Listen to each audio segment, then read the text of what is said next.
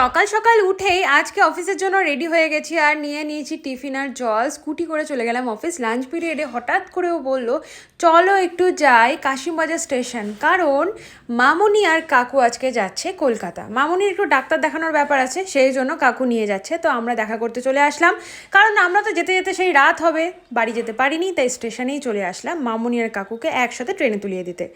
ও আর কাকু মিলে তো লাফিয়ে ট্রেনে উঠে বললো। আর যাই হোক, দারুণ জায়গা পেয়েছে, একদম মুখোমুখি, তাও আবার জানলার ধারে। দারুণ এনজয় করতে করতে চলে যাবে দুজনে মিলে। তো সবাইকে টাটা বলে এখন আমরা যাচ্ছি, আমি অফিস আর ও দোকান। হঠাৎ এত হাওয়া দিচ্ছে, ওয়েদারটা এত ভালো, কিছুক্ষণ দাঁড়িয়ে নিলাম কারণ এখন আমার লাঞ্চ ব্রেক চলছিল। তারপরে দেখছি প্রচুর সবজি বসেছে। মাকে ফোন করলাম, মা ঘরে তো সবজি নেই, কিছু কিছু সবজি নিয়ে যাবো? মা বলে অল্প করে নিয়ে আয়, কারণ কালকে তোরা আবার চলে যাচ্ছিস। তো যাক, সবজি টবজি কিনে রাত্রেবেলা চলে গেছিলাম বাড়ি, কারণ মামুনি তো নেই, কাকিমার হাতেই সব দায়িত্ব। আর এই দেখো আমার কুলপুরানু বসে আছে কই আমার জন্য।